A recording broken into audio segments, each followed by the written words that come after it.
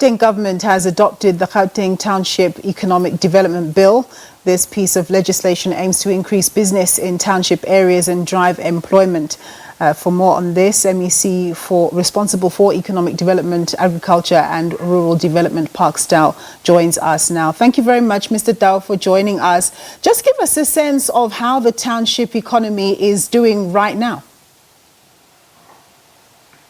Good day and thank you very much. The Township Economic Development Bill was passed by the Gauteng Provincial Legislature. It is now subject to a review by state law advisors that would then allow the Premier to sign it into law. As soon as the law takes place or the Premier signs off and it becomes an act, we will be ready to implement the provisions of the Gauteng Township Economic Development Bill. Maybe to get into what the bill does. Yes, that's what I wanted to ask you. What will that look like once that's implemented? How will you empower the township economy? The bill makes provision that we can establish township enterprise zones. In these township enterprise zones, we would have what is called benefit stacking, meaning a concentration of different benefits and subsidies for township-based enterprises that would be consolidated there. This would include enterprise and supplier development initiatives, both by the public sector and the private sector. It would include incentives that come from the DTIC. It would include possible tax incentives that were effectively lobbying National Treasury for a tax incentive focused on the townships. But it would also enable the provincial government to procure directly from these township-based enterprises, of course through a transparent supply chain management process. But the bill provides that 40% of our goods and services budget would be directed at township-based enterprises. So it provides that 40% of our installation, repairs and maintenance budget should go to township-based enterprises.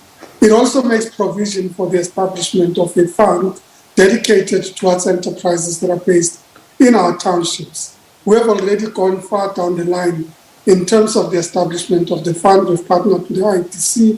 We've jointly invested 250 million rand each into the fund. We are currently adjudicating possible intermediaries that would help us implement, but also bring in their own additional resources into ensuring that township-based enterprises have access to finance. Yeah. And of course, lastly, it makes provision that all municipalities should pass a municipal bylaw that enables and facilitates the implementation of the Act, and this is within 1 year of the Act having been signed into law. Yeah, this is all very important and a good move, of course, but what about the infrastructure in the township economy region? Presumably, government would be looking to boost that because it's very important, the environment within which firms are operating.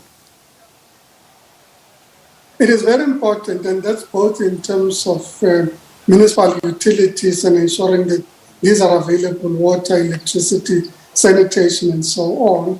We are looking, for example, at alternative ways of providing electricity, particularly in those townships that have had huge electricity problems, but also in the township enterprise zones that we're focusing on.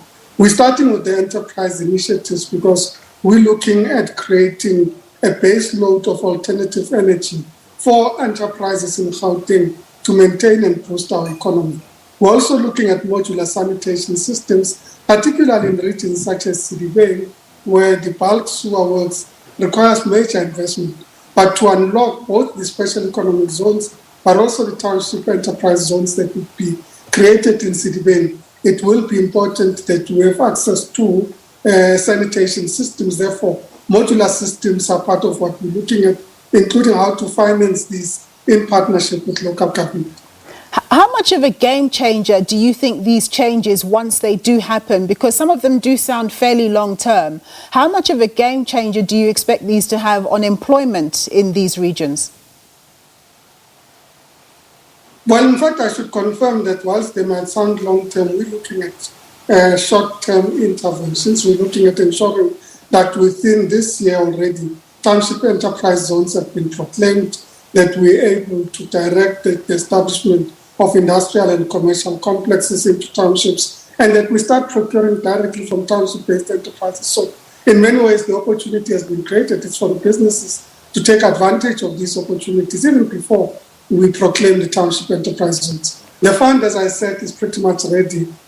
We should, in the next month or two, be able to unveil mechanisms of accessing the fund, and it would include different levels of funding, including purchase order financing mechanisms, including blended financing, where part would be grant, part would be loan.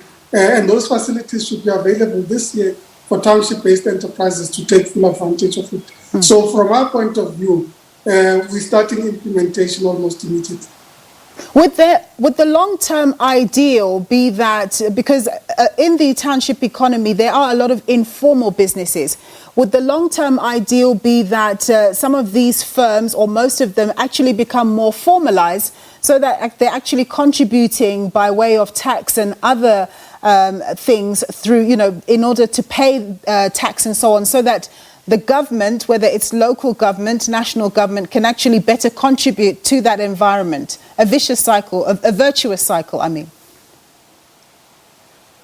And allow me to start with your initial question around a game changer from an employment point of view. We certainly are convinced that a significant amount of jobs will be created in the townships, and that there's a ripple effect of the investments that would be made in the townships for different levels of income that people can take advantage of. So for us, it's a very important thing that we'll be able to create those jobs. Coming back to your immediate question, now I started with the previous question and I forgot what the immediate question was. Yes, the question really was, do you hope that with the township, quite a lot of the township economy being quite informal, is the end game that a lot of these economies, that is the township economy, will become more formalized so that more people are actually paying tax, which enables the government at a local and a higher level to be able to give back to the communities that are paying tax?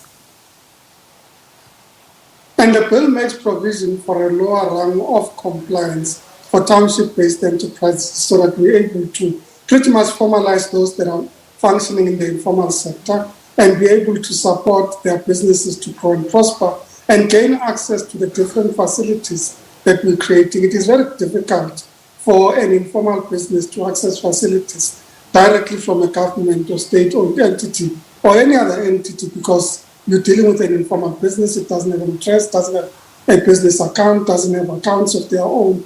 And it becomes very difficult to finance and support them. So yes, we're creating a lower rung of compliance. Secondly, supporting them to formalize. We did a study last year that determined that an estimated 90% of township-based enterprises do not have a business account. They operate in informality, and we want to ensure that they become part of the mainstream, and that mainstream will enable them to gain access to the opportunities and facilities that we are creating. As we speak now, what's your understanding of the kind of impact that the July riots had in some of the township areas in Gauteng that were affected? Have we come to a full recovery? Of course, we know that the economy is still trying to recover in any event. I would say that with regards to the direct impact of the July riots, most of the facilities and centres have reopened. Many of the businesses have re-established, particularly the larger chains and more established enterprises. What we also did was to create a facility to rebuild, particularly for those enterprises that would either be informal, underinsured, or not insured at all. We enable them to create to access a facility through the Gauteng Enterprise Propeller, where they would be able to apply, and would give them a facility where they would get 50% grant, 50% loan, and many of those have taken advantage of it. What became evident with the fund that we created is that many enterprises were actually insured. They were able to bounce back fairly easily, of course with the difficulty that comes with having lost business, but the insurance was able to come in, Sasria was able to come in, and we complemented it with those enterprises that would not have had access to those facilities by creating these mechanisms of financing them. But the reality is that the riots had huge impact on townships. It had huge impact on confidence by new investors. But we found that now that the situation has settled down, many of those who had said they would want to build other facilities and complexes in the townships have recommitted themselves to ensuring that these are able to be created. One of the things, though, that we're putting directly on the table with the private sector is that These can't just be retail facilities. They must be part of an economic ecosystem in the township that creates different opportunities along value chains for township-based enterprises, whether this is in the security, in the cleaning, but also access to market, access to the shop floor for township-based enterprises. And it's a conversation that we actively pursue with the private sector. MEC, thank you very much for your time and your insights there. That was Park Stow. He's the MEC responsible for economic development, agriculture and rural development. We're going to take a quick break.